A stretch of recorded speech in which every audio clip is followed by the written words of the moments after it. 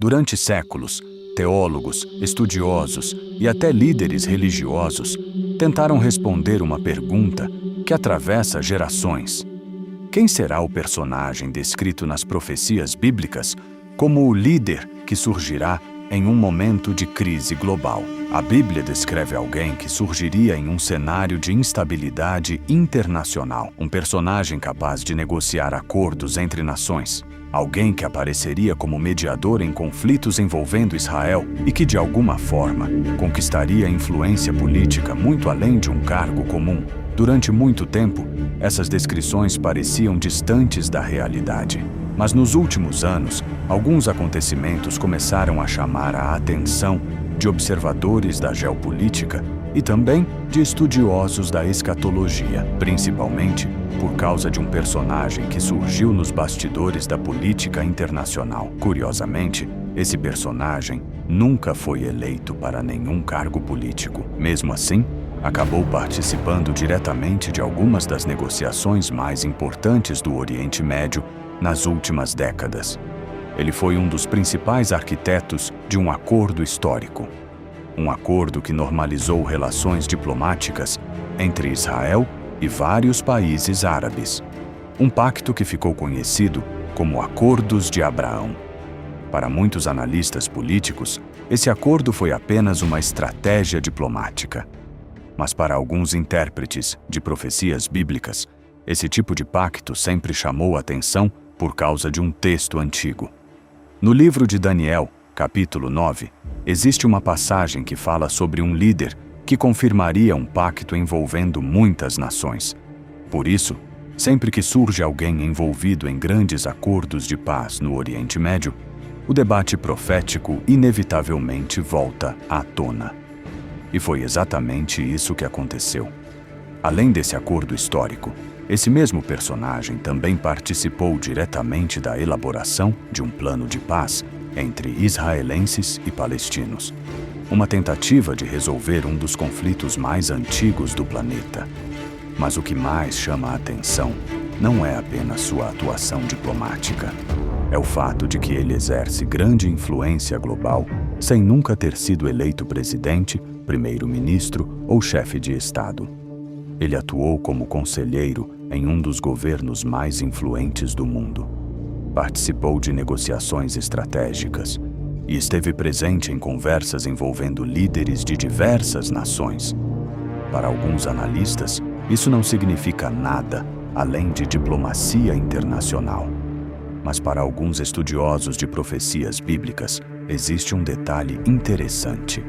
Muitas interpretações sugerem que o personagem profético descrito nas Escrituras não surgiria inicialmente como um governante eleito, mas sim como alguém que ganharia poder e influência gradualmente.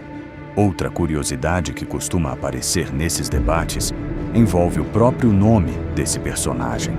O nome dele tem origem hebraica e, em algumas interpretações linguísticas, pode ser associado à ideia de domínio ou autoridade. É claro que isso por si só não significa absolutamente nada. Mas quando diferentes coincidências começam a aparecer ao redor de uma figura política, inevitavelmente surgem debates. Existe também um detalhe curioso envolvendo um edifício famoso em Nova York. Durante anos, a família desse personagem foi proprietária de um prédio conhecido pelo número 666, o mesmo número que aparece no livro do Apocalipse como símbolo associado à chamada besta. Mais uma vez, especialistas apontam que isso provavelmente é apenas coincidência. Mas coincidências costumam alimentar debates quando o assunto envolve profecias. Outro ponto que chama a atenção é a ligação direta desse personagem com Israel. Ele é judeu praticante, possui fortes conexões políticas com líderes israelenses e sua atuação diplomática sempre esteve profundamente ligada ao Oriente Médio. Algumas interpretações escatológicas sugerem que o personagem central das profecias teria relação direta com Israel ou com Jerusalém, especialmente por causa das profecias envolvendo o templo. Mas existe ainda outro elemento que recentemente começou a aparecer em discussões políticas globais: o debate sobre moedas digitais controladas por governos.